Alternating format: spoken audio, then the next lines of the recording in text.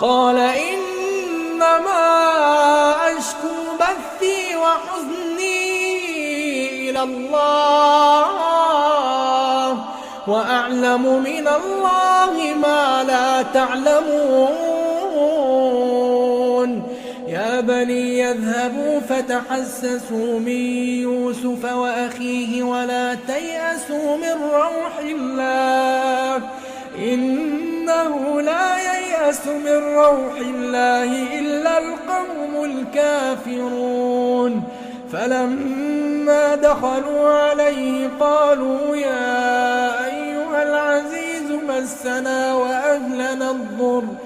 وجئنا ببضاعة مزجاة